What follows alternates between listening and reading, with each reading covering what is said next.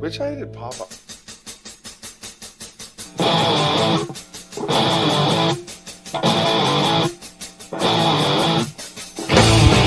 them gather at the local show. Tattoos and business from their head to toe. Nobody wants them, they are destined to lose. In their black leather jackets and their black leather boots, they come to dance and scream and shout every weekend. And they all come out. It's like the freak show's coming down.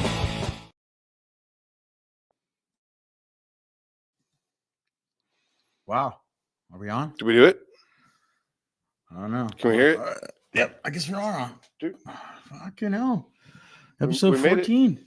14-2. Yeah, 14-2. We should start the Gizz and Paul Bible. What? Well, it's you know. Let me search my notes. That's not on the notes.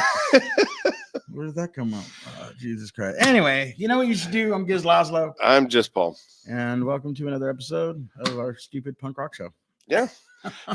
First things first, we want to like and subscribe. Facebook, IG, wherever the else we are for that matter. Facebook, IG, and YouTube. YouTube. YouTube is their go-to now. I have a whole joke about that I'm not going to say because of the current climate and stuff. Everybody check out our sponsors. We got Headline Records, Transplants Brewing, MEOWZ, Riot Manufacturing. And now our new... Wait, there's one more, wasn't there? Yeah. Licorice Pizza. I know. Yeah, Licorice Pizza. Look and at that. The Tattoo Room. And the Tattoo Room. Out in Simi Valley. We got a fucking tattoo from Danielle. She's awesome. Yeah. We got some last week. And we did. That's what this is about. Yeah. It's about our tattoos. And yeah, speaking of that, Joe Rimicci, really old dear friend of mine, and you know, relatively new friend to you, and but you've known him for probably over a year now. At least over a year. And like I said, when I first met him, it was immediately obvious that like that guy touched so many people. Oh, dude, just lives and souls. And I don't think there's anybody who could tell a bad story.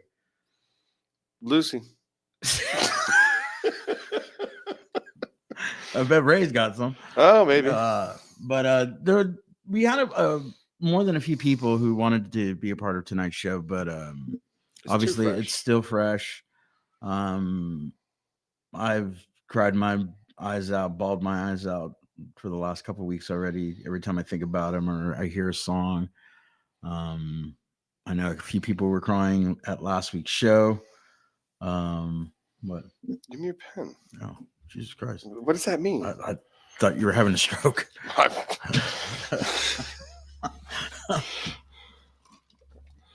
Maybe. But you know, welcome to our show. I really don't want to talk about, you know, our week. You know, you've probably been, you know, a lot of good stuff. It's actually been a great week. I mean, honestly, I've gotten a lot accomplished. We did some really cool stuff. I actually had a client look at me and say, "That's perfect." I've never had that happen before. He wasn't looking at your naked body. No, absolutely not. Like, if you're like, "Hey, what's your hairy back look like?" That's bullshit. No, I got a job done that I kind of dropped the ball on. It was like really kind of a rush because of me. And my client's like, "That's perfect. That's the most amazing thing." I was like, "Wow, fuck. Okay, cool. Good." That's a client that makes $15,000 suits. Wow. Yeah, not a bad client to have. $15,000 suits. Those aren't going to court suits. Oh, that's getting shot suits. That's pimp suits. Shooting back shoot suits.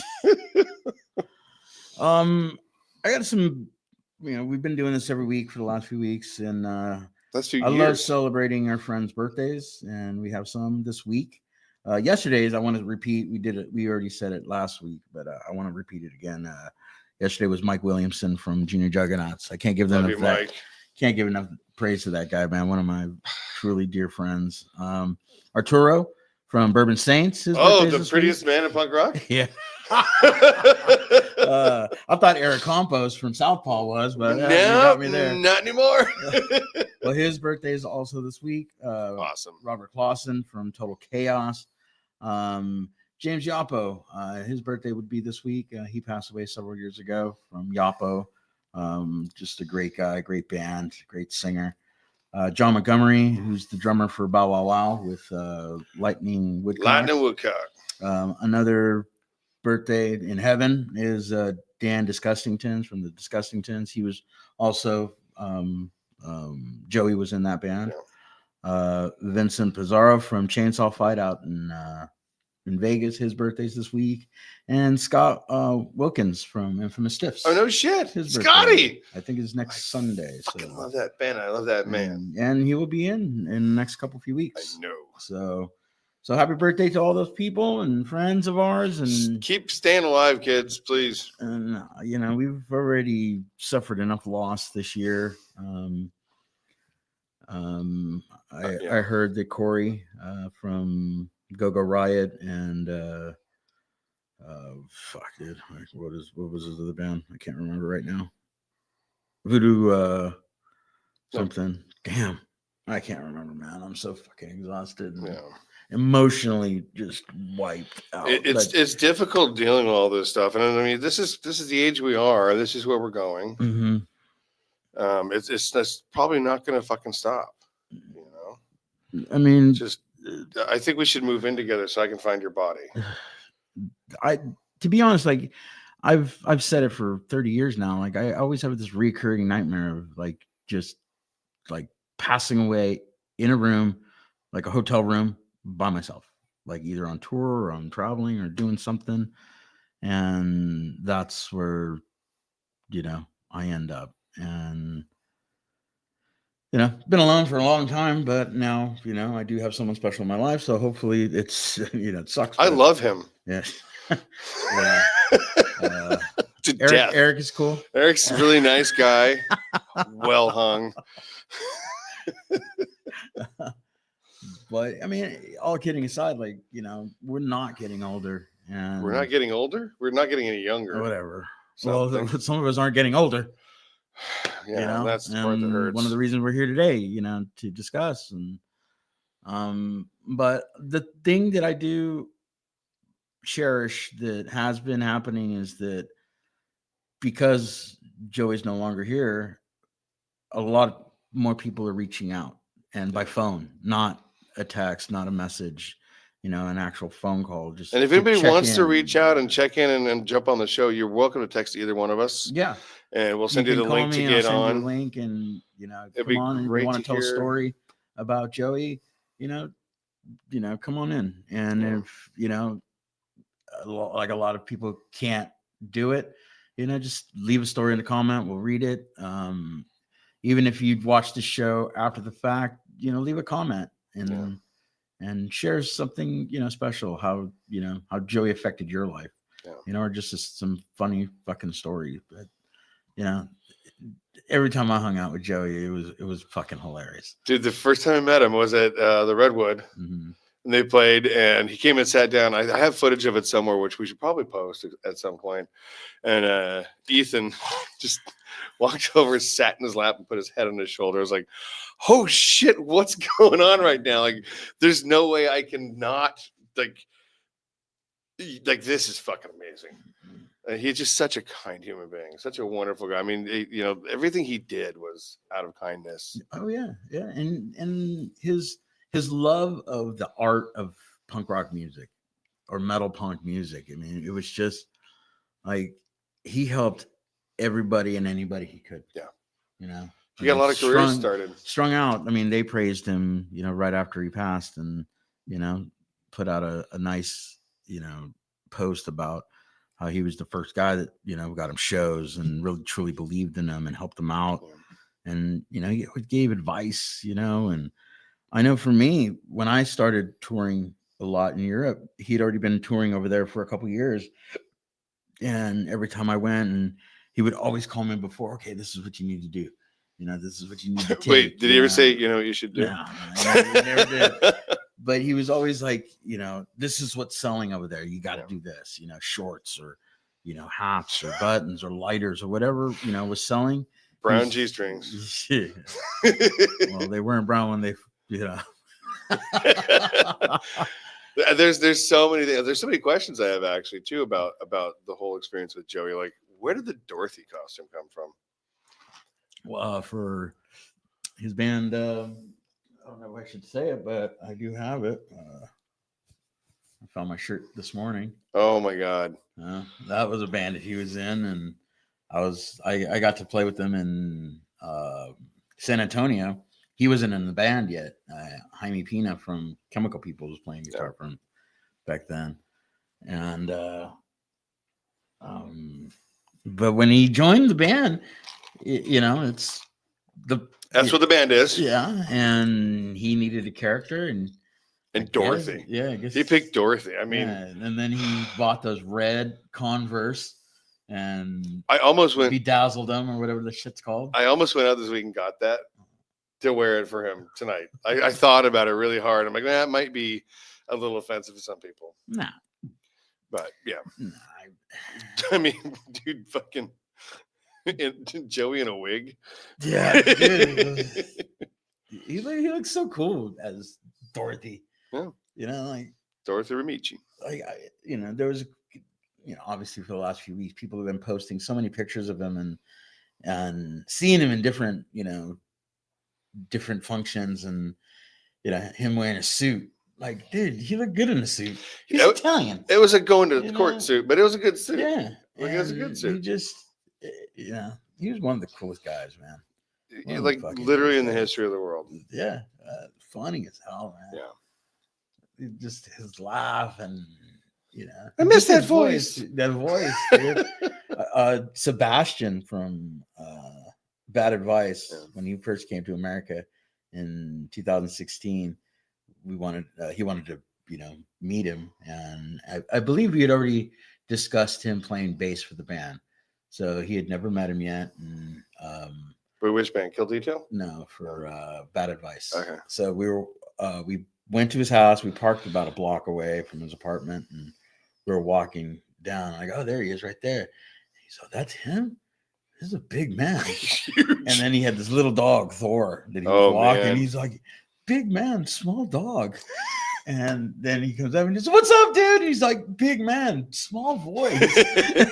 That was an unmistakable thing, though, about him. Like, I mean, I kind of feel like that voice was the thing that conveyed the kindness that he had in his, and I'm not religious at all, but like in his soul, like that was the thing. Like, it's like, oh, this is a dude you can fucking hang out. Like, he's got your back no matter what. And Joey wasn't a fighter or anything like that. I don't mean it in that way, but if you needed something, if shit went south, he'd be maybe, right there. But there's nothing Joey wouldn't do for any of the people he loved. Oh, no, and he fucking loved everybody.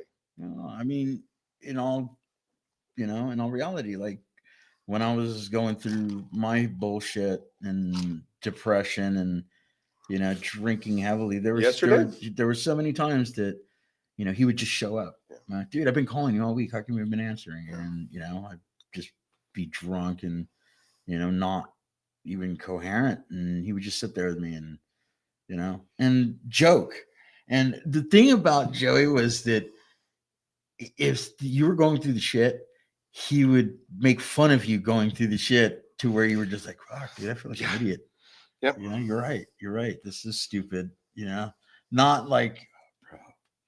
Are you gonna be okay, man? Nah, you're like, dude, what are you fucking doing? I have two friends.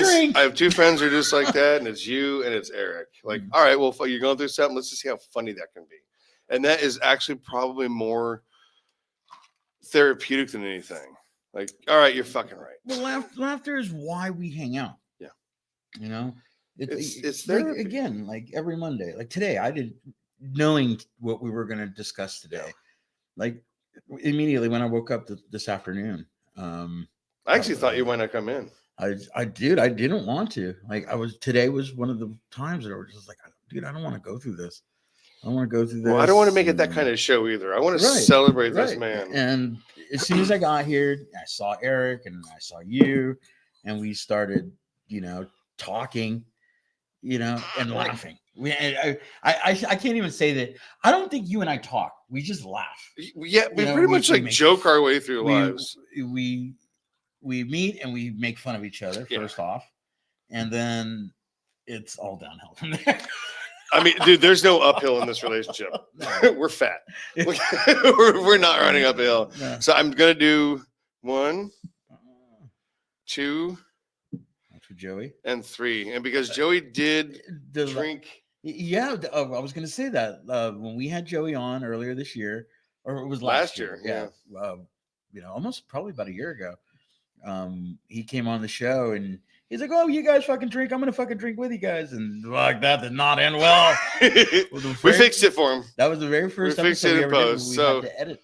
So, to Joey. Love you, man. Miss you, buddy.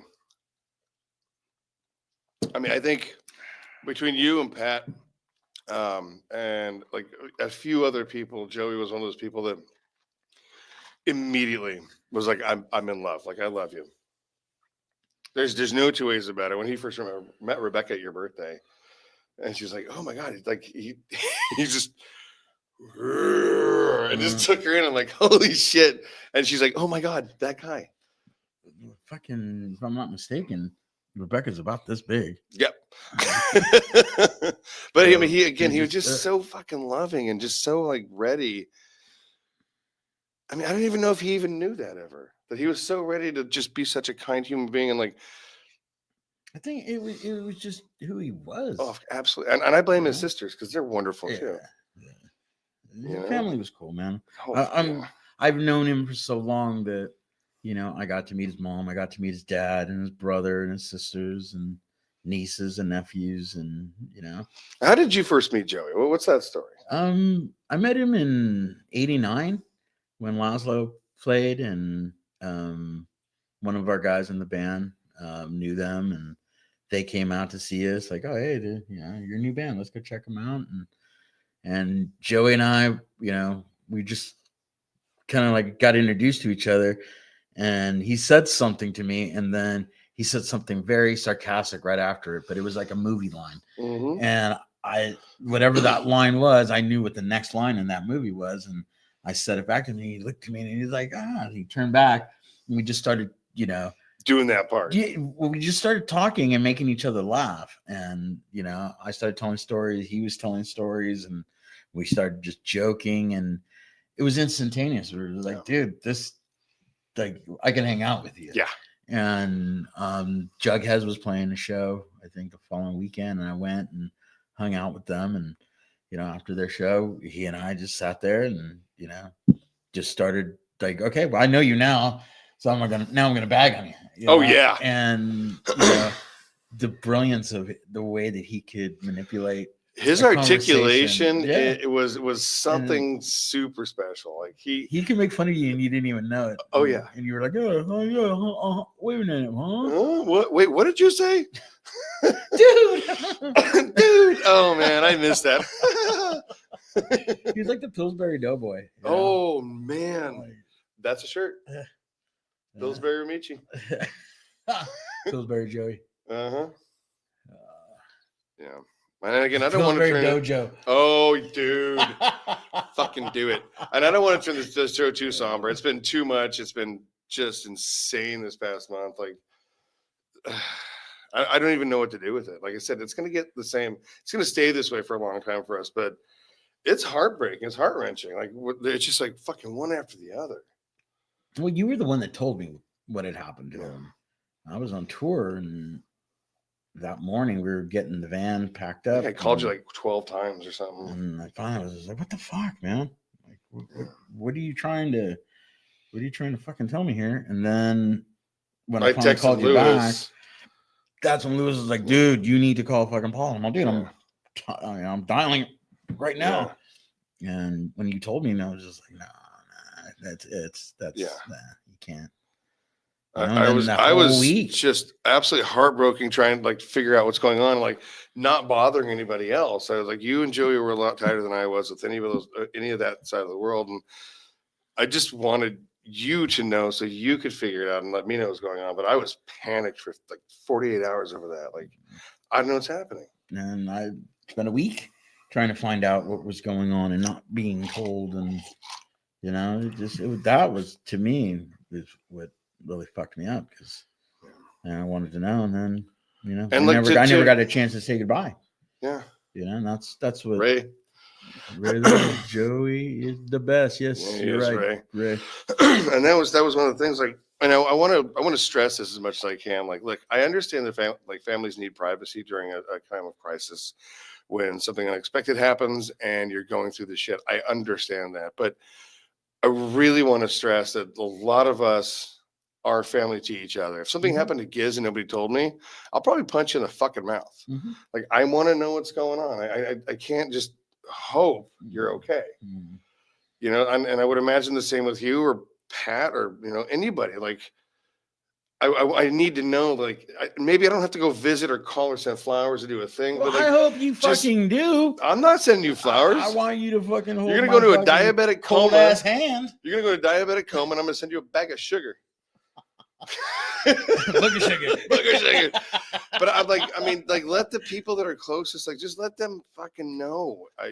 You can send a text like, hey, it's not good, or it's gonna be fine, or anything, but don't obscure the facts, because if don't you're deny any. I know if anything happened to me, the people that are I'm teabagging the shit out of you. Oh God, I know. You have video of that. But I know for a fact that the people that are dearest and closest to me, you know, my lady, my mom, you know, they would definitely, you know, reach out, and have anybody and everybody.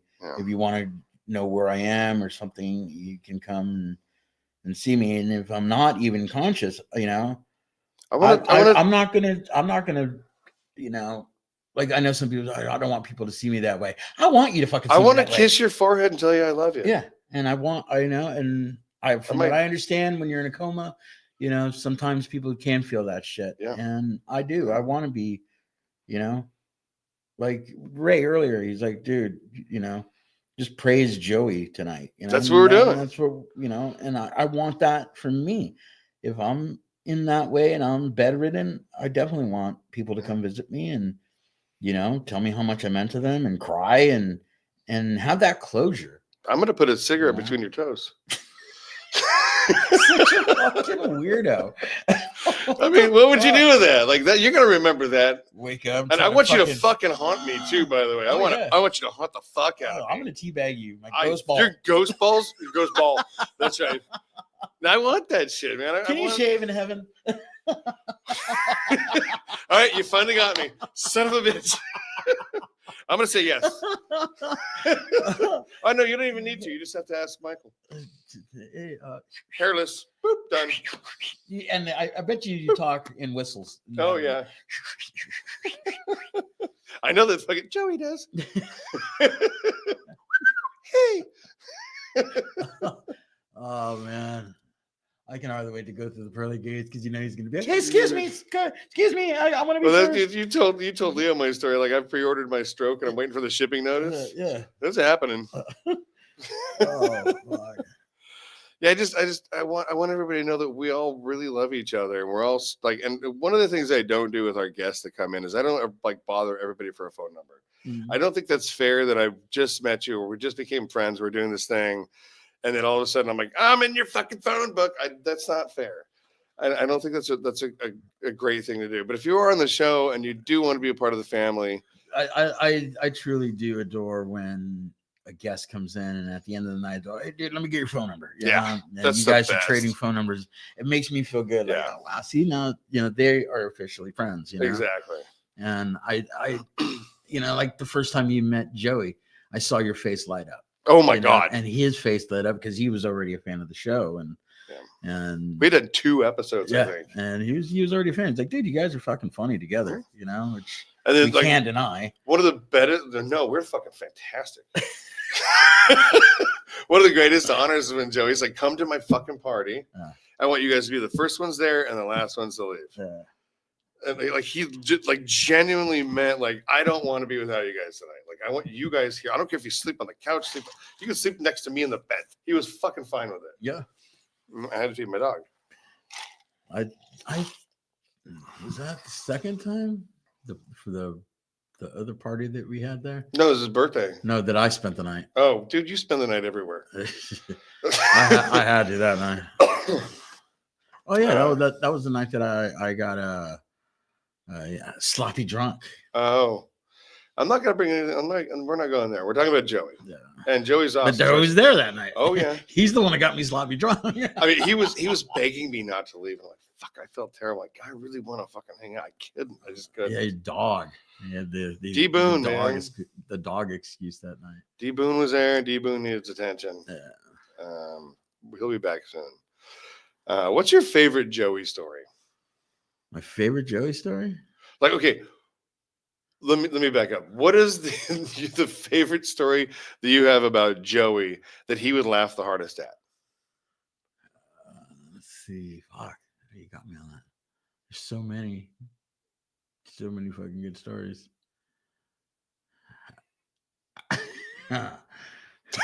It's coming out. It's gonna happen here. There's a couple of stories that I love, but I can't really say. Oh, that's fine. I mean, they're because when you're friends and. Did you ever go to a buffet with Joey? Yes. Yeah. Oh, you go. He was the. It was wow. Yeah.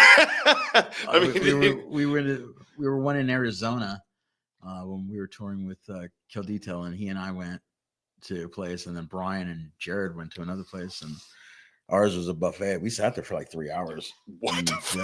A Chinese buffet. It was one of those Chinese buffets where they had pizza, fries, and burgers, and all the Chinese food. Oh man! And I think they even had tacos. Did he like destroy the fuck out of it? We did, man. We were there for 3 hours, and it's not like we just sat there and talked. Oh yeah, no, I'm sure. You're not a small man, but I mean you're a short man, but you're not a small man.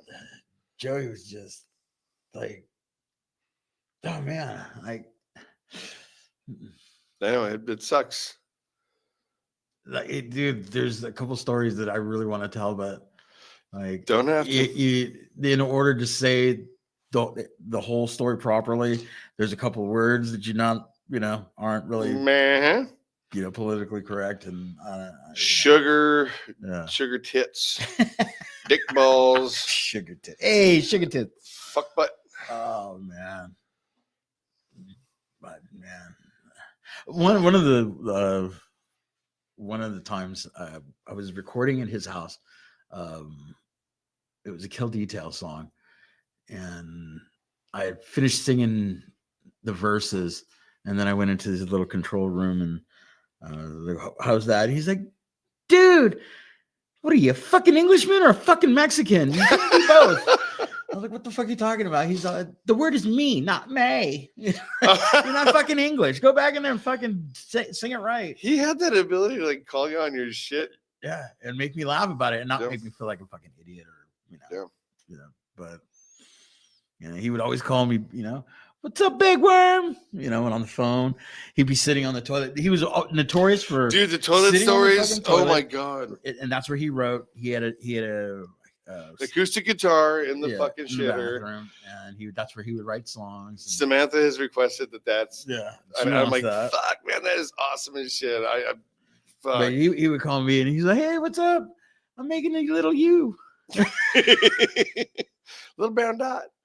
Oh man, but he was always funny. He always sing songs about me when he would call me. He'll pee in your driveway. He's Gizz. I hope Samantha does get that guitar because I just want to play with it for a minute. Like, I just want to just fire. I mean, it's gonna sound like Joey poop, which has got to be epic.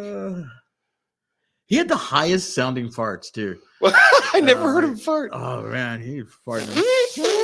It was just as high as his voice, man. I was like, wow, that's a tight butthole.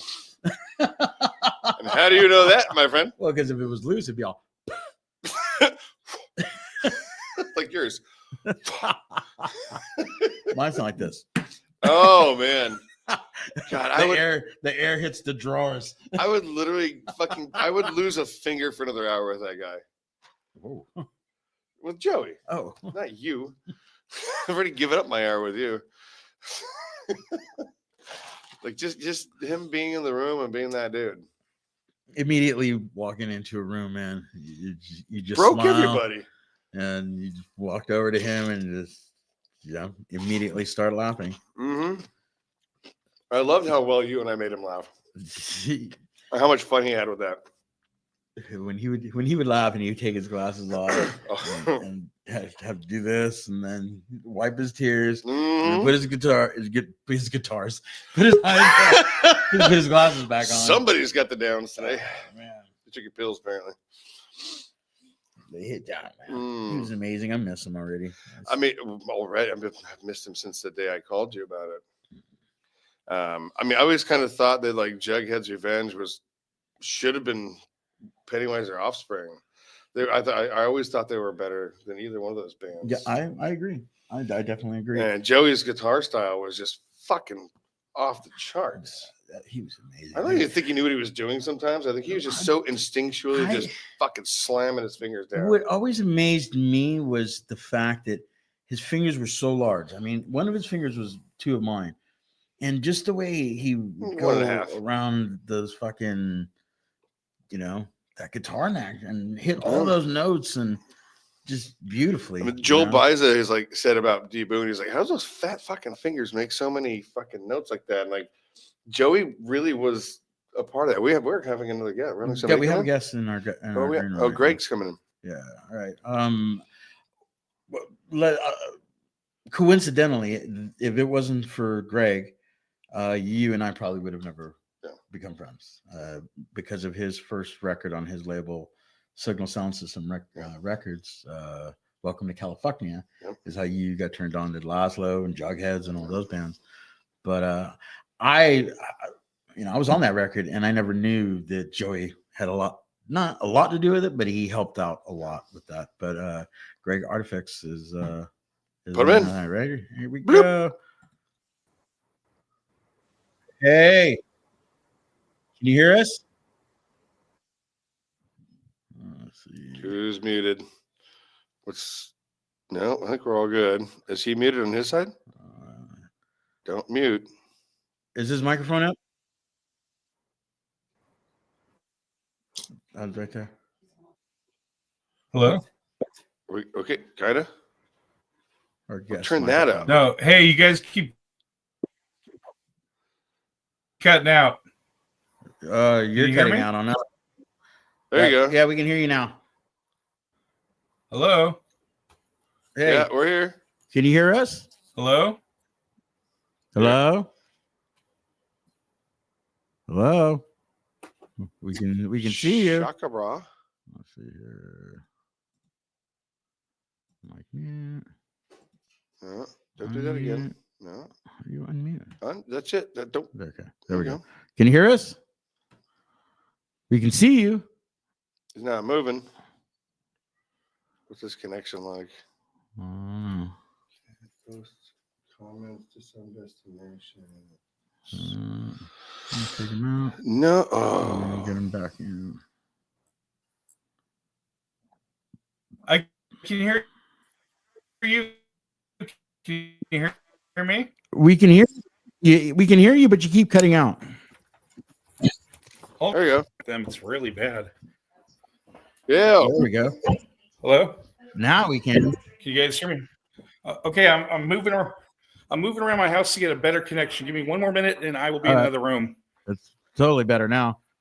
Sorry about that. I think it's where I was getting a bad connection. This is fascinating. It's like ghost hunters.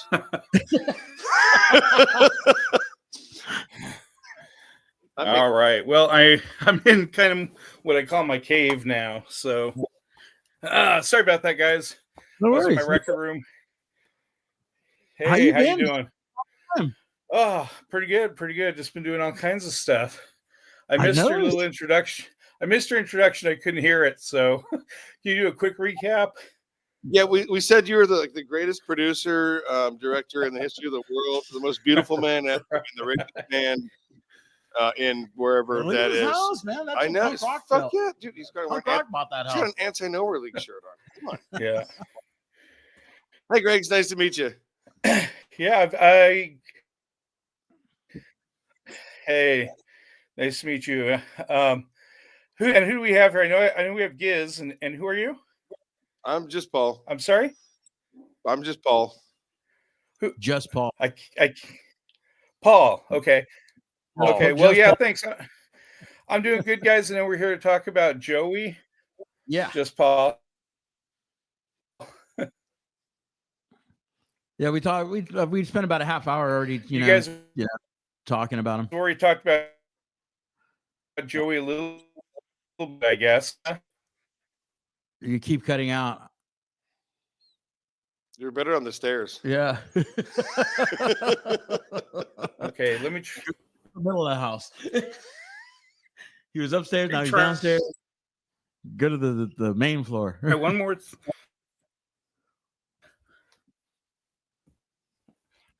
Yeah, let me go. We need dynamite. How's this? There we go. Good.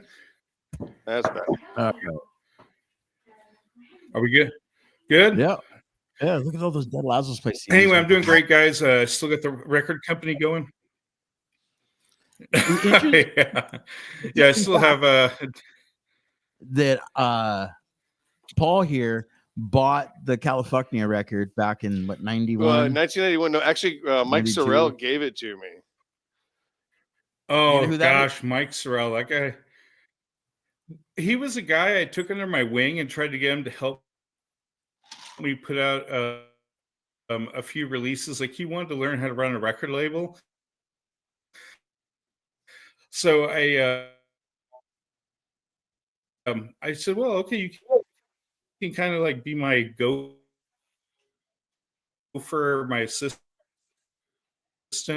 And it was weird. I don't know if this is going to work.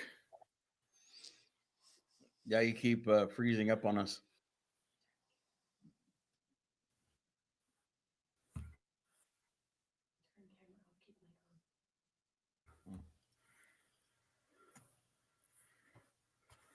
Yep, we lost you.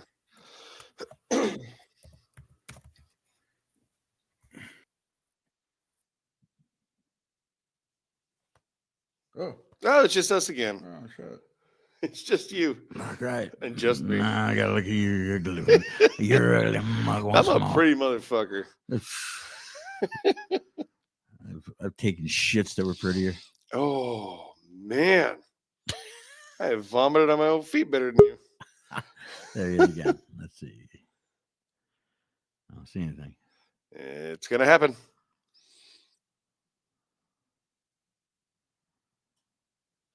I'll see him. Oh, there we go. I'll see you. Is this better? He's not our pop. Can't hear you. Can't hear you. Okay. I'm in the spot with the best internet, so I don't know what's going on. All right. Now we can hear you. Now we can see you. Good. Okay, good. Maybe I just had to like leave and come back. But anyway, hey, make a long story short, because I don't want to take up all your podcast time. Yeah, Mike, I don't know how much you heard of what I said, but Mike Sorrell was a guy who just wanted to learn how to run a record label. So I was trying to help him. And then he tried to kind of tell people that my record label was his record label.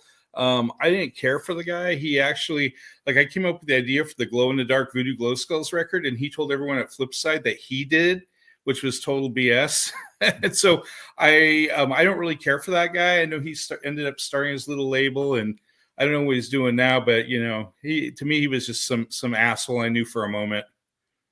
Yeah, I'm not going to comment because I don't know who's watching what, but yeah, Trumpy fuckface. Wow. Oh, is he? Oh yeah.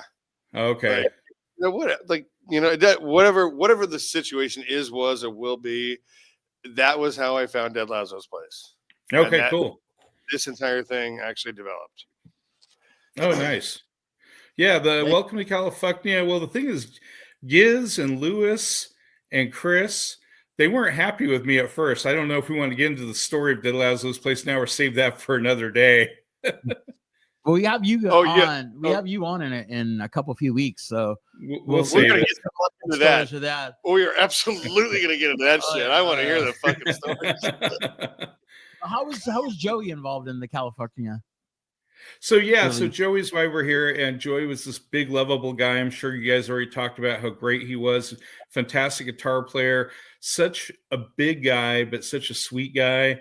The way he got involved was when I was doing California, I was actually more friends with Brian Priest, and you guys know Brian, I think, from the Grimm and Jughead's Revenge and everything. But I used to hang out with Brian a little bit in his place in LA, and I think I happened to mention to Brian one day, man, I want to get this compilation together, and it was my first and only compilation I've really done, except until recently I did a little mini one, but it was a lot of work getting all these bands together, getting their cuts together, and editing back then was different than it is now. And you know, 'cause I was using like the you know, the ADATs and different things. And anyway, I happened to mention to Brian, I said, you know, I might have to old school this and like, or, you know, write things out, make it look all punk. And I wish I had access to a good, you know, good laser printer and, you know, someplace I could type it up. And I think at that time I didn't have a good computer. And I think it was Brian that said, oh, just come over to Joey's house. He'll let you use the stuff. And I said, are you sure? He goes, yeah, just give him a call.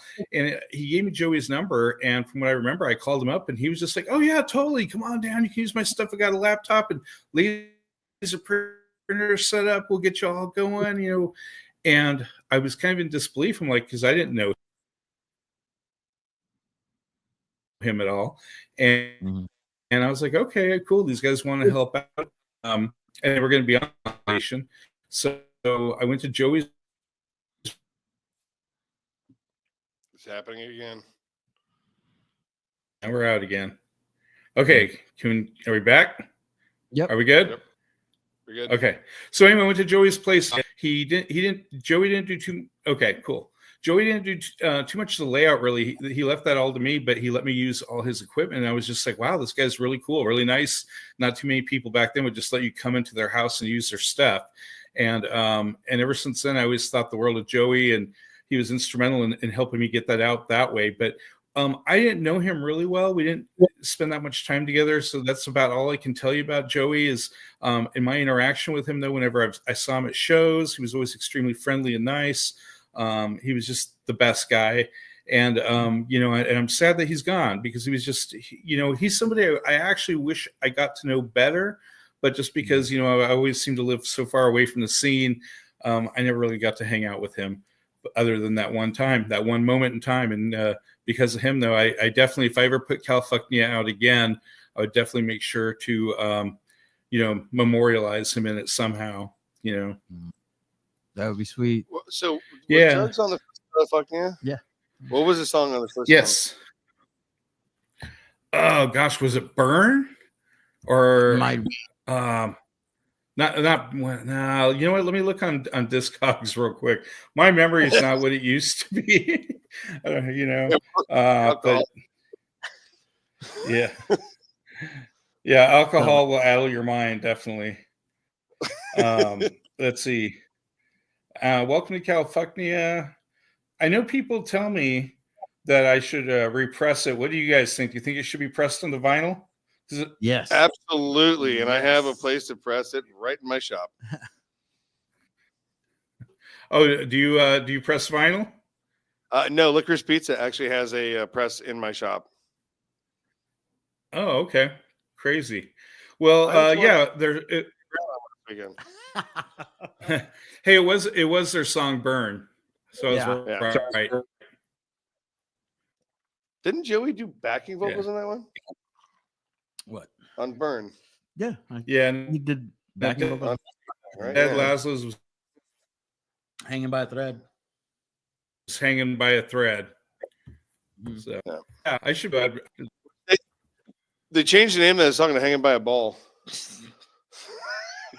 Hanging by a Fred. That's the new version. We lost him. Otter Pop. Frozen. How did you? Do you remember how you got most of the fans on that comp?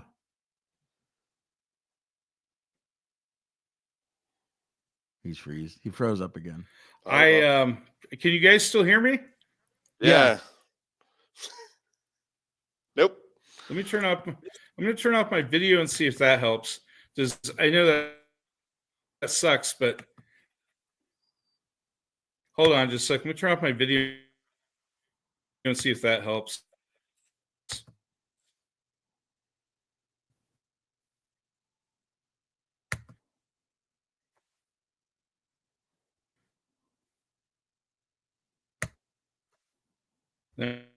That's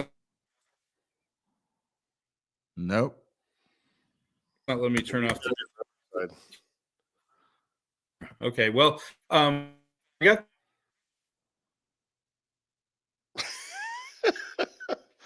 Technical difficulties, everybody. You're on hold. You've called. You know what you should do. We'll have a representative with you at any moment. However, our call volume is higher than normal. We lost Greg. Thank you for coming on, brother. Yeah, we got another guest coming on right now. We'll have Greg on in a couple weeks, and we'll talk about California and everything else that's done. Wait for this dish. But at least he got to say a few words about Joe. Yeah. We have another guest coming in soon, so we'll just wait for that person. Who's next? To check in. Nobody. Nope. Save it. Yeah. Save it. Case, then I don't want to save it. I do want to extend the warmest regards I can to his sisters and his family. Joey was a fucking magnificent human being, and his sisters were so kind and wonderful. I had the worst shirt on the planet. And they were, the PPE shirt, and they didn't give a shit. No. They didn't care at all. They were just a wonderful. There were some other guests that did. There was, and let's look ourselves. But Greg's backish. Let's say they need to connect the microphone before you can try to stream. Ray, man, I really wish you could call in. I understand, but it would be so good to hear from you. Yeah. Leo as well. Yeah. We were, like I said earlier, we were gonna have Leo on, and he had to work late today. But he and I spoke last night. I get it. I completely get it. I could not do an interview about John Little right now.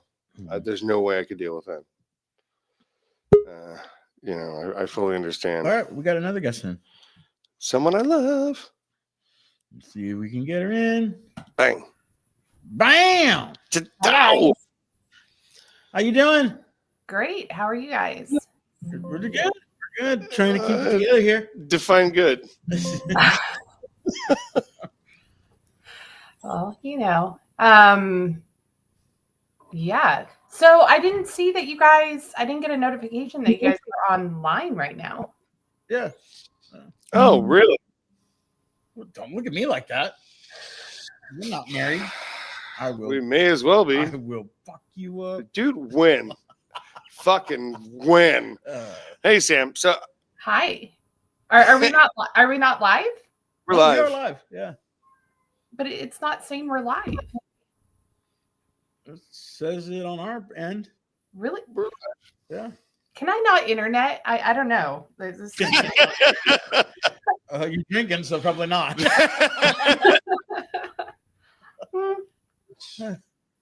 Oh well. Mistake. Yeah, because I'm like, okay, probably go on at 7. I'll catch it. See, who else is chit-chatting, and I'm like, I can't find it. But anyways, don't mind me. Oh, we're minding you. How did you meet Joey? I met Joey through Misha. So Misha and I have been friends since, oh Lord, early. I want to say we became friends in the early 2000s, and she was dating Joey, and I had just left a band, and I wanted to create a new band, and so she introduced me to Joey. Obviously, she was dating him, so I was going to meet him eventually, but and that's how we met. And immediately, that was it. Like you started the band. That was it. No, it's it wasn't immediately. So at the time, I actually played guitar. So I still play guitar. I'm not a great guitarist at all. Like I'm okay. But I just bought an upright bass, and I was learning that. And so Joey was in Selfish. You guys know that band. Mm-hmm. And I guess Selfish went by the wayside, and Joey calls me up, and he's like, meet me at Lucida. So I go to Lucida. He's like, so you want to start a band? I got a horn section. We can get Jared to play drums. And I'm like, okay, and I'm like, well,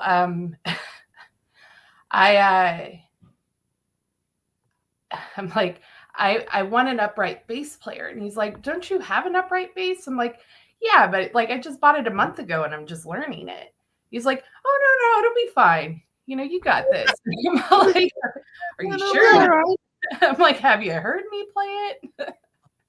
So yeah, it was like within I don't even know when that was. That had to have been like I want to say it was like April of 2010 is when that happened. And then we started writing songs. I was learning how to play like while we're writing the songs. It was a little like intimidating and scary. And then we booked a show for that October. So I was like, wow, okay, we have to write a whole set. And it has to be, you know, as good as it's going to get, or, you know, really, you know, playable within, it was like, what, 5 months, not even 5 months. So it was quite a challenge, but it was awesome. Do you still have that bass? I do. I don't know. There she is. There it is. Of course I still have the bass. Yeah. Hold on. I used to laugh so hard every time because, you know, I was the drummer for the Graveyard Band at one time, and she would show up to rehearsal and she had a Fiat 500. And that bass is bigger than the fucking car. Yeah, no shit. It always amazed how she did you stick it out the sunroof? Like no. So with the Fiat, and I always crack up because I'm in a bass players forum or, you know, Facebook page, and I'll see people say like, will a bass fit in a Honda Fit, or will it fit into like a Mazda 3? I'm like, I made it fit in a Fiat 500, so it'll fit as long as it's on a smart car. Although somebody did put one in a smart car and it went out like the window. Yeah. I don't recommend that because the whole conversation fits and where. No, but with the Fiat 500, you just you have to fold down the back seats because those fold down, and then you have to like passenger seat too. The passenger seat you have to push down, and then it goes like diagonal, so it does work. And then your amp. No, you can't put them in together. No. It was like 2 trips to play a gig. No, I had a truck. I had a truck too. For stuff like that, I use the truck. But for fan practice, you know, the whatchamacallit. Oh, the studios usually have they have rig a cabin, there. yeah. So. Yeah. So really? Yeah. Seriously? I don't fucking play fucking. You play drums. Yeah, but you bring my cymbals.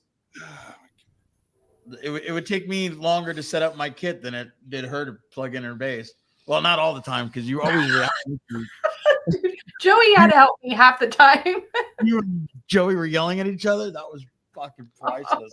Joey yelled at somebody? He wasn't yelling. She was yelling. I can't believe you did that wrong. The one time I've ever snapped at band practice, you know, I was tired and cranky, and I was playing something wrong, and Joey was telling me that I was playing it wrong. I'm like, I'm not playing it wrong. You're playing it wrong. Yeah, it was. Who was wrong? I was wrong, and I admitted it. I apologized. And so that was it wasn't the first time. There was one time were you there when Jared and Joey were arguing over the amp? Yeah, you were there because you were on the drum set, and Joey was telling him to turn it down or turn it up, and Jared was doing the opposite.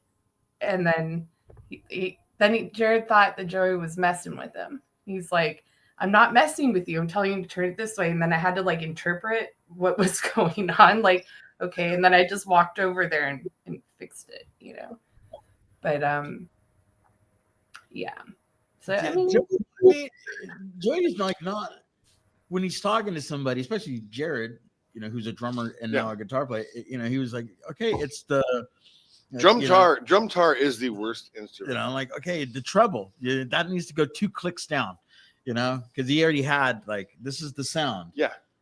Joey knows amps. He absolutely okay, does. That goes on 2, that goes on 6, that one goes on 8, and you're fucking with me. That's what it was. 2 clicks down, and then he thought turn it down, but I think he meant turn it up. Or it was just a misunderstanding. It was like, is down this way or is down this way? Left, go left and right or do numbers. But I could just turn it up. Well, is it up that way or up that way? I think Joey was seriously fucking with people. He wasn't messing with them, and then Jared was getting upset. And then Gizz and I are just laughing our asses off. And then we could see that Jared was actually truly getting upset over it. And then his white face is getting pretty pink. Hey, you leave me out of this.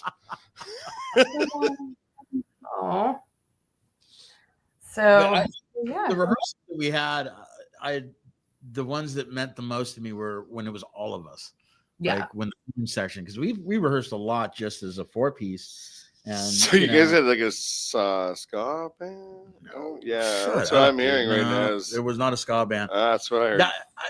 As a matter of fact, when Joey first introduced me to Sam and the rest of the band, he told me that he had the horn section from Selfish, and I didn't know Samantha, and I was like, well, so is it a ska band? And he's like, dude, not at all. And I was like, all right, dude, I'm gonna trust you. But Joey's one of those guys that sometimes he'll if there was humor involved, you couldn't trust Joey at all. Yeah. And I went to go see the band, and the first song, I was just like, oh man, I'm in. I love these guys, because it was metal, punk, rockabilly. Not a tone of fucking ska, and that's what I loved about Graveyard Bandits. And when they asked me to join, I was like, what? When we got tattooed that a couple weeks ago, when we were at Danielle's house and Samantha and I were talking about it, I was like, I remember when I first joined, I was like, I don't do shuffles. I don't know how to do that. And Samantha's so sweet. She was just like, just do what you do. And then, even Joey was like, dude, whatever you want to play to the songs, try it. If it doesn't sound right, we'll figure it out, Yeah, Joey would not tell you something. No. And Joey wasn't the kind of guy either to tell you how to play. No. And he'd tell you if you sucked. Oh yeah. He used to tell me that. Or he would just say, we'll make it work. Let's figure out how to get around this. Maybe if you spoke up. Lay a heavy lead over it. But we were just discussing that before you came on, those big fingers, how he would make a guitar sound so beautiful and delicate, and you just think that those what was that guy from the Minutemen, Fantastic Four? No, yeah, the big stone guy, fucking whatever, Rock Man, Rock dude. No, he was the D Boon of our era. He really was that big guy that fucking was just delicate and pretty and wonderful and made everybody feel really good. And that's high praise. D Boon was something else. There's nobody who could ever say anything bad about the man. Yeah. Period. I've talked to at least 100 people since he's passed. Do they know it? And that knew him. And do they know it? Yeah. Okay. And we every time we discussed something, it was like, dude, did you ever have a bad time with Joey? No. How could you? He was always just there to have fun, make you laugh. And I don't think I ever saw him in a bad mood. And I used to work with the guy. We worked together. And I'm in a bad mood right now, and he was way better than I am. You're in a bad mood, Paul? I'm kind of fucking always in a bad mood. Oh. He wakes up, looks in the mirror. That's over. No, that's not how it happens. I wake up, my brain goes, Gizz. Fuck. What are you drinking? Vodka, soda water. Good girl. How's Chad? He's great. He's I don't know, somewhere in the house doing something. How's your young man? He's good.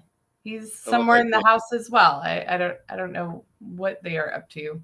I think Dylan was playing video games there, but yeah. So, anywho's, but yeah. So, anything? What else? What else could we say about Mr. Giuseppe Rimicci? Funniest story ever. Funniest story. Oh, let's see. Let's see. We got the crazy story. The one where when I got shot. Yeah. bulletproof pompadour. All right. So that one was. So that was. I remember the date too. You were there, Gizz. You didn't. June 21st, 2021. Right? 21. Yeah, 21. And it was the American Legion in Highland Park. So we were there for Bob Odie's birthday, and we were going to play. And Gizz, your band was playing, right? I wasn't in the band at the time. But it was Dead Lazlo's place, right? Yeah.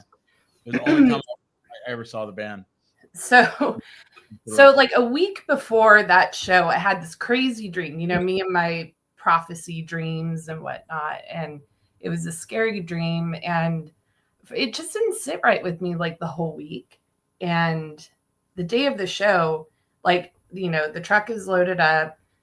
I'm about to leave the house, go get married, and head over to the show. And I called Joey, and I'm like, hey, I have a horrible feeling about tonight.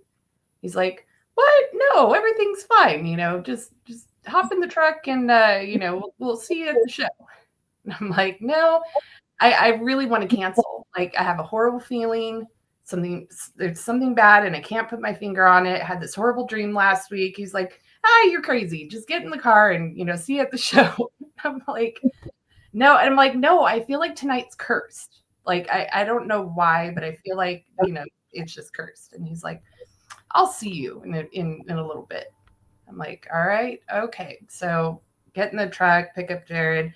We're on the 5 freeway. I think it was the 5. Yeah.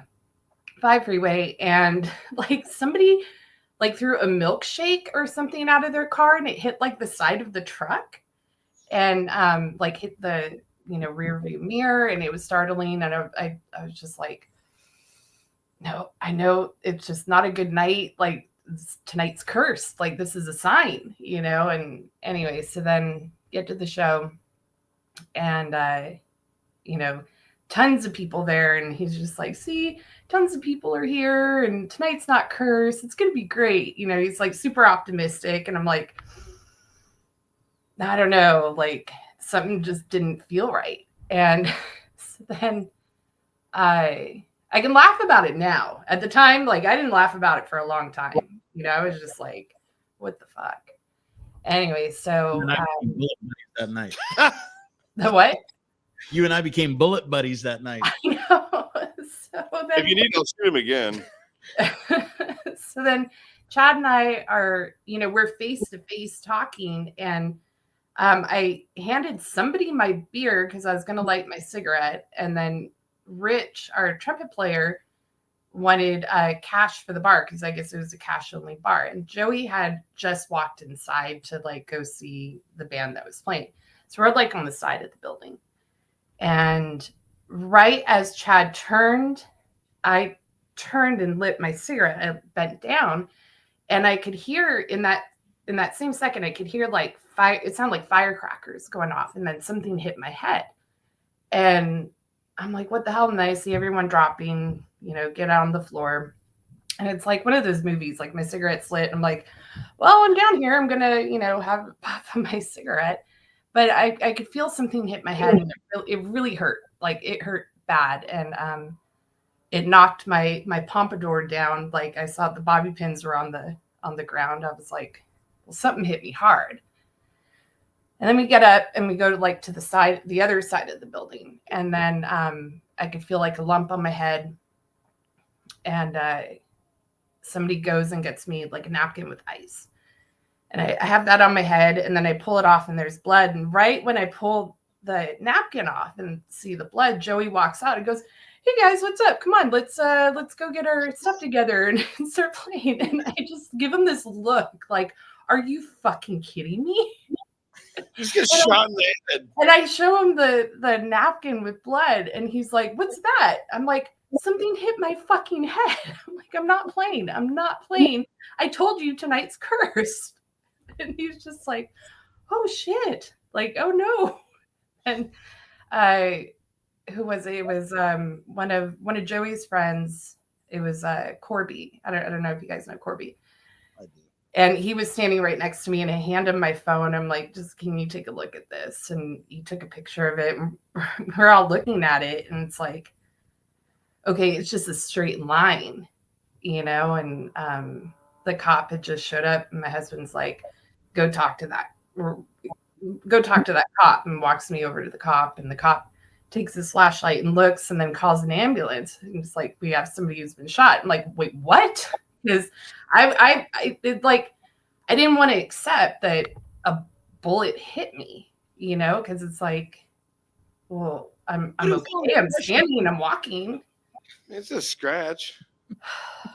That shit hurt. That shit, like, oh, yeah, I know, bounced off my head like a rock on a lake, you know. And then so then I had to deal with all that, and we didn't play that night. There was just absolutely no way. We played 2 weeks later. I still had a concussion, but I didn't want to cancel. It was, you know, it was Scotland Yard, so those are always fun shows.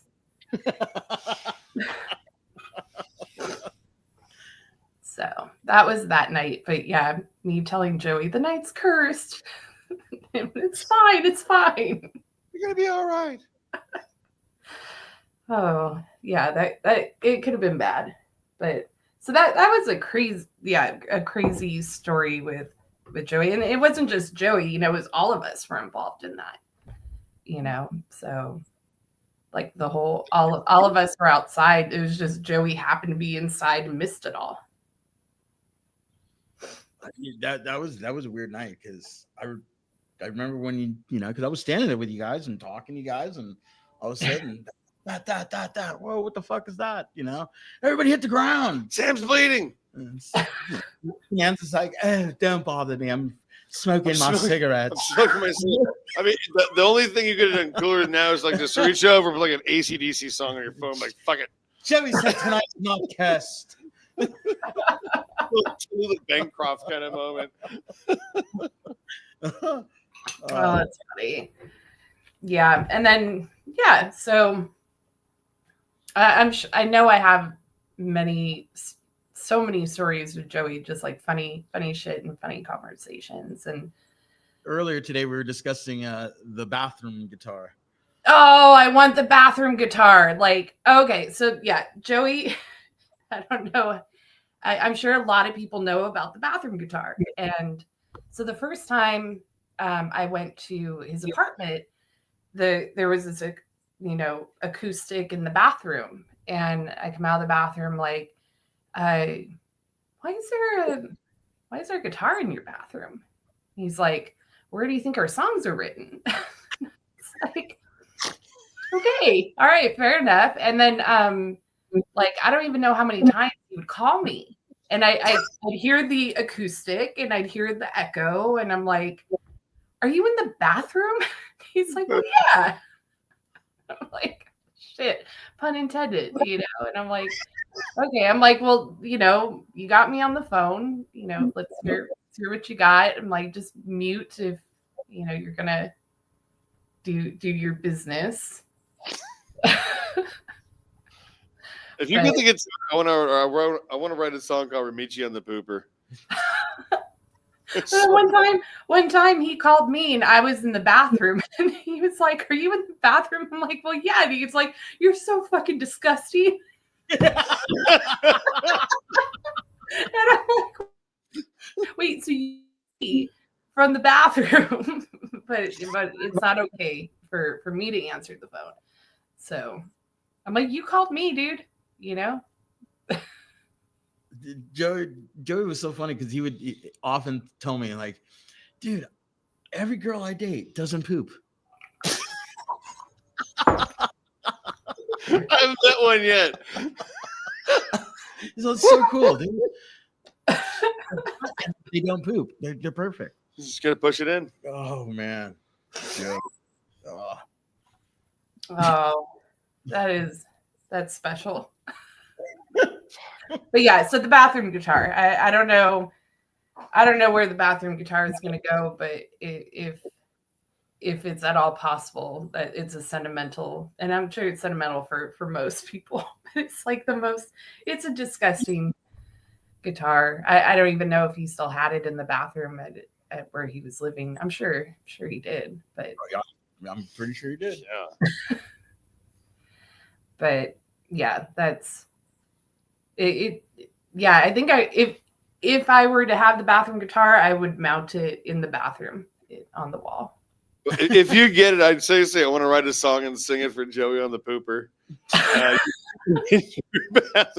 Joey on the Pooper. Like, whoa, what was that? Joey on the Pooper. There's a million songs that could happen. But what is that melody? I don't know. I'm sort of maybe, I don't fucking know. It's a song. Yeah, you think? It almost sounded like Smoking in the Boys' Room. Boom! I think that's kind of no. That'd be Joey in the boys' room.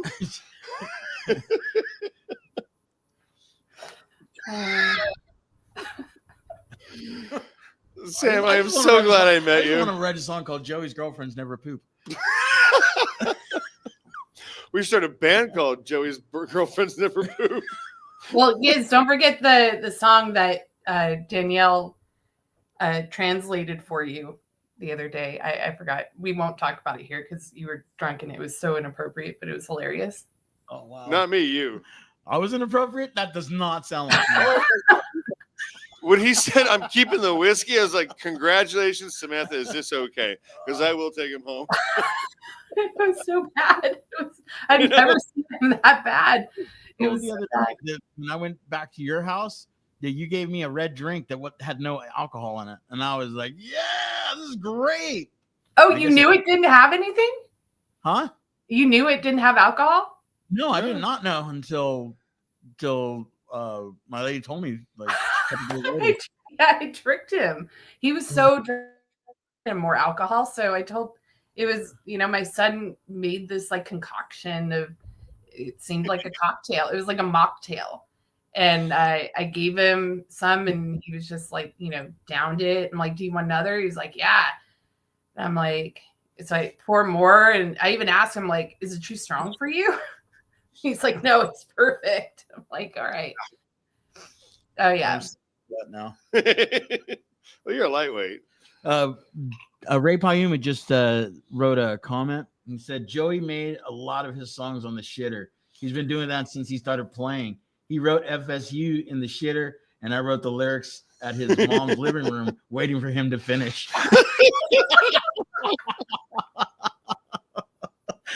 Fuck shit up. That was the name of the song. Oh, yeah. And Joey fucked shit up. He fucked that toilet up. Oh, yeah. He'll never be the same. Yeah. It's just funny, with how many bands he was in, how many songs were written on the toilet. It's 90% of them. It's awesome. Like, people, write a lot of their stuff in the shower or, like all sorts of weird places. Like the ideas just pop up. I've been asked for a few interviews that I've done. Hey, what songs do you sing when you take a shower? And I always say I don't sing in the shower because I don't get paid. Yeah, I don't sing in the shower either. I just you go in there, get it done, and get the fuck out. Yeah, we're in a drought. Time for that. Only showers on days where I am performing, so. So I'll sing later. Yeah, I can't see the chat. This is like bugging me. I can't see. Yeah, there's another chat that says Joey's sister Mary appreciates this tribute for Joey. Oh.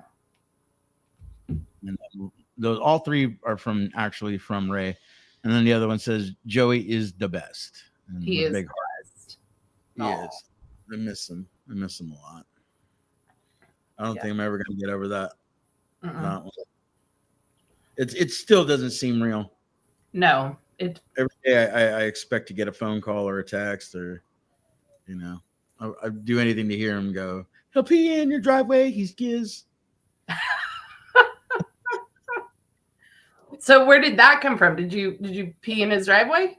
Yeah. We were having rehearsal one night and I showed up early and I parked in his driveway and I had to pee really bad. So I was peeing on the wall as him and Bronwyn are pulling into the driveway. And I was like, fuck, they caught me. There's like no hiding what I'm doing. You know? How could you not get caught?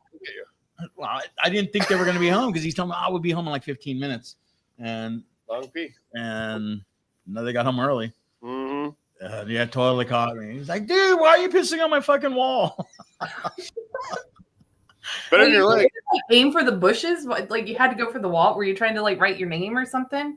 No, it's just like I just got out of the car and just started peeing. And then they pulled up right behind me. And I was like, man, fuck. Like I could have gone further in. And then remember at his old house in North Hollywood that it was the driveway. And then it went over, which I could have gone over there. But it's one of those things. I got out of the car and I had to pee. Impulse control, not a strong suit. No. Okay. Yeah. I wanted. There was one time that I showed up to his house, and not too many people have ever seen Joey without a shirt. And he had that swimming pool in his backyard, and he was in the swimming pool, and he was like, had no shirt on and boxers. And he's like, "Oh shit, I didn't know you were going to be here so early." And I got through, and I fucking, I sparked a cigarette, and I'm smoking it, and he's like, "Dude, you can do that outside."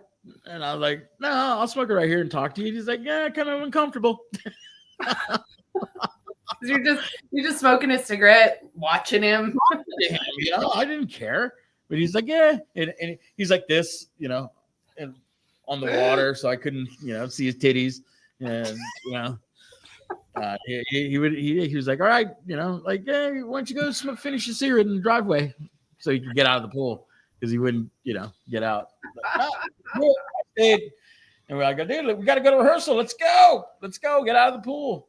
I mean, like all the men in our group, we're not all that pretty. Naked. No.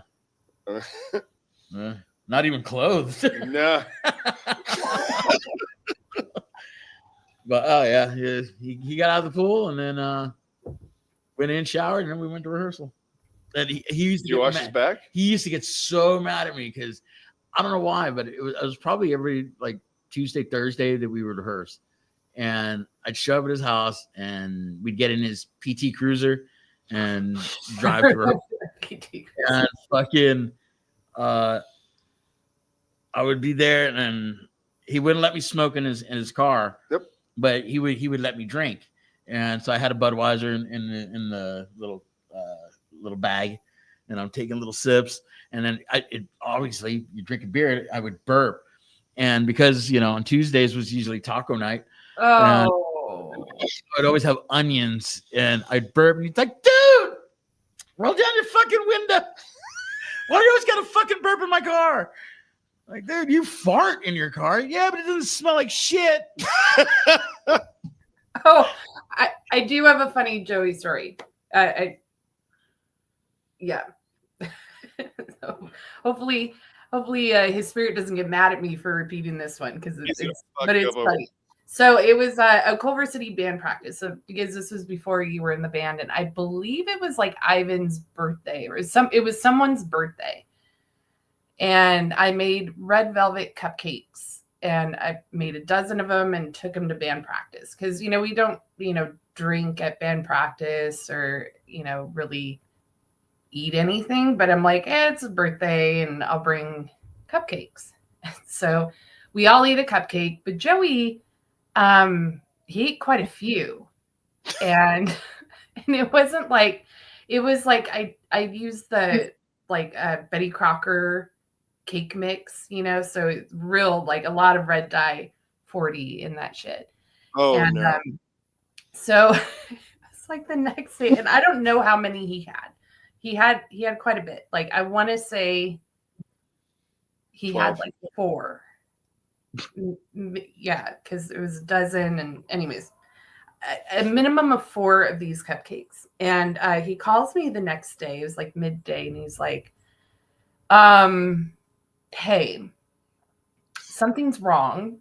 And I don't know if it was your cupcakes or what, but I took a shit and it was bright red. Like, I wasn't paying attention to how many cupcakes he was eating. And I'm like, well, how many cupcakes did you eat? And I believe it was 4. And I'm like, yeah, it's like red dye, it's food coloring. So the more you eat, that's gonna happen. But he like actually freaked out. He's like, dude, my shit is like red. Nobody ever fed him beets? I did that once. I drank a fucking 2-liter bottle of fruit punch. Oh, yeah. The high C fruit punch. Oh, yeah. I just drank a bottle, and the next morning I fucking shit, and I was like, oh, God. Dude, after so I had surgery and I had a colostomy bag for almost 4 months, and I drank some Powerade, the blue Powerade. I was like, oh, God, I'm going to die. The bag was like stained blue. What's happening to me? That's something, if Joey was there, he would have laughed his ass off. And I believe he would have made up some really fucking weird story about it. Yeah. So after that, I never made red velvet again. That was it. I'm like, I'm never making this again. I don't want another phone call from any of my friends saying like, dude, my shit's red. A butthole bleed. All right, so on Joey's next birthday, I think we all have to eat 4 red velvet cupcakes. Oh. I think it compares shit pictures Oh. while playing guitar. You're a legend now. You're the only person who ever made Joey Rimicci's butthole bleed.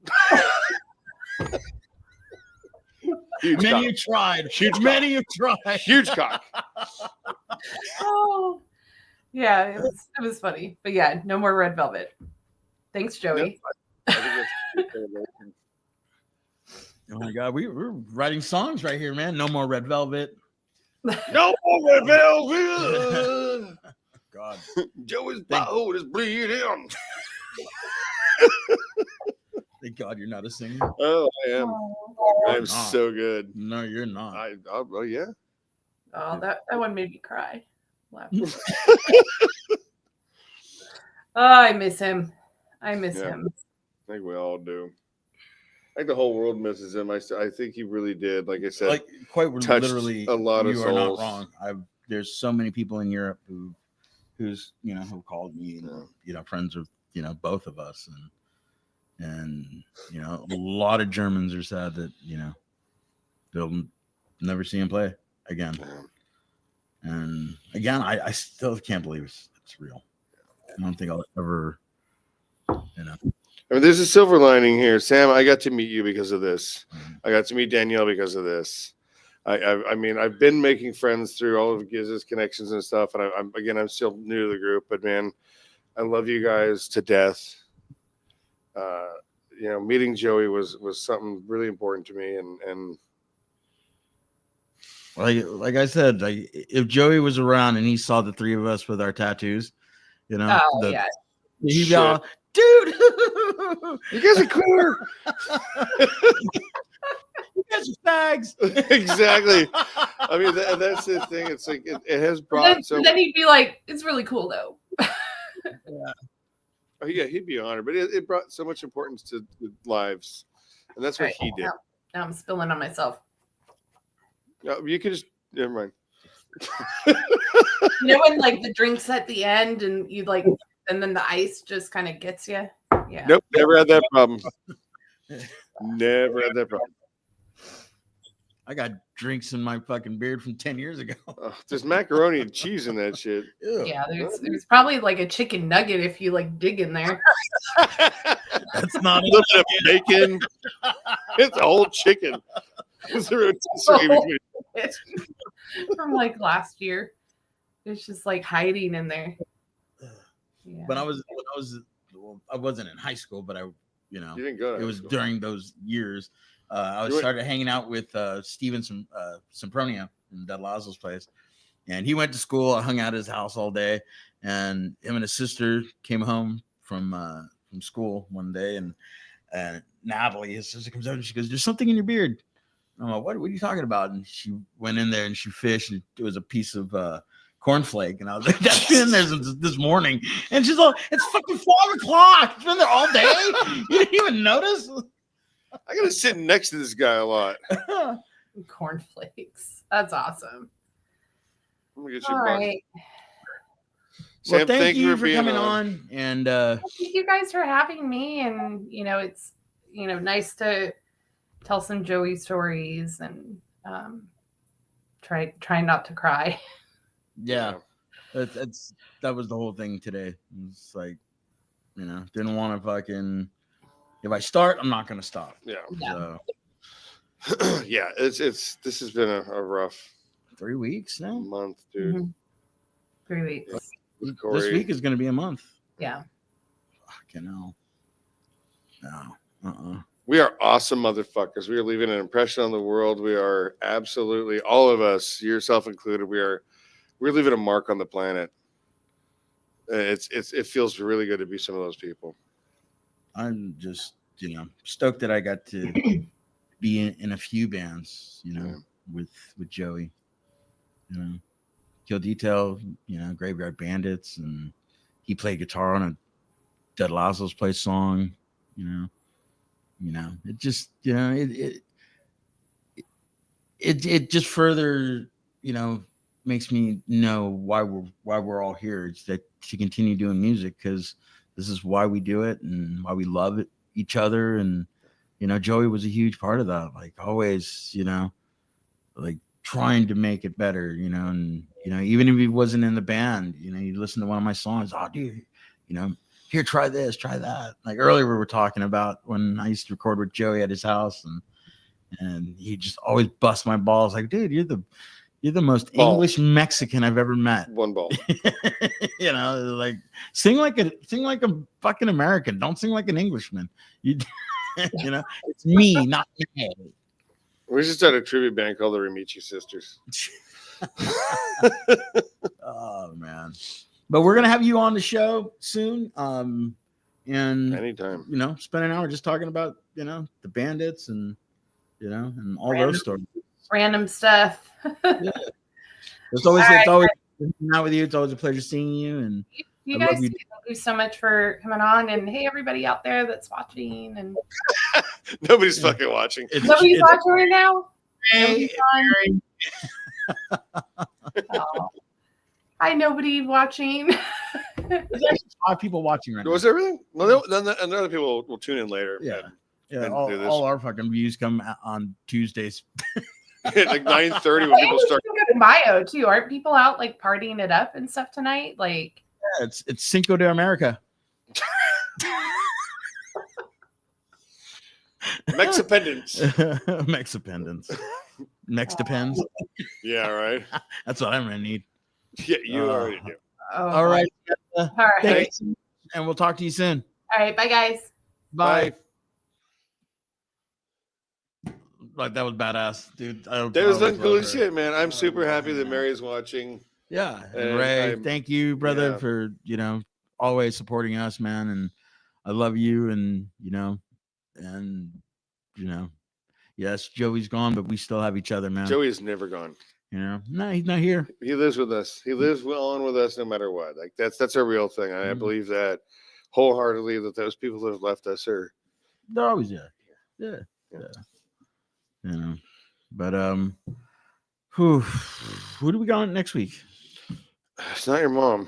No, my mom will never do our show. I fucking think we should have your mom on the show. We should have both of our moms on the show. Oh my god, that fucking cage fight would be amazing. Dude, straight up cage match. Let's see. Next week are you trying to read? You don't do that good. Oh, dude. Yeah. All right. Next week we have the Ruling Party coming in. Oh, from San Diego. I don't know. I might drive up. I don't know. I fucking hope so. Those guys are fucking amazing. I will talk to them this week, but their patch on my shit and about the shirt. And they're a great band, great guys. I love playing with those guys. Played with them a few times already, and fucking love those guys. Yeah. But all right, well, let's do one more. We'll do one more thing. Joey, we love you. Everybody who's passed, we love you. We miss you. Everybody knows that shit. It's Cinco de Drinko.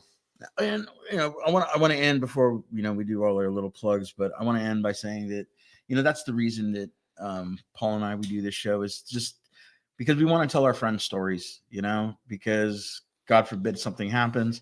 Like, look, Joey was on the show. He's no longer here, but we can always go check out the show and see him laugh and tell stories and see who he was, and that's why we do the show. And and we're gonna continue doing it until till one of us kills the other. Yeah. And hey, Sean, fucking seriously, dude, we're all a little worried about you. Yeah, could you do me a favor and check in, just a text or anything, buddy? Yeah, you're gonna fuck you guys. We fucking love you. You can hate us, but I just want to know you're all right. You fucking window licker. Love you. Take your down spills. But what you should do is like, subscribe, comment, and share. and share. I wish I had a share song in my head, but I don't. But thank you to our sponsors: Headline Records, Transplants Brewing, MEOWZ, Ride Inc., Licorice Pizza, and the Tattoo Room. And get after our website and buy some merch. We've got it all coming for you. Yeah, and if you're a small band and you need stuff pressed, boom, we can do that shit. Yeah, we you know what you should wear? Apparel. And also, we're gonna start a dating site called "You Know Who You Should Fuck." It's gonna be fucking terrible. It's just always Gizz. Dude, it's nothing but dudes. There's one chick and it's an algorithm. It's just Aldo. Oh, now you made it real. All right, fuckers, we love you. All right, until next week. Be safe, be kind, be good, or don't. Ruin something. I had a line in my head, but I forgot it. All right. Yeah. Now we're gonna do a line on my nose. We don't do those things. We're not from Colombia. All right, so you know what you should do? I'm Gizz Lazlo. I'm just Paul. Come back next week.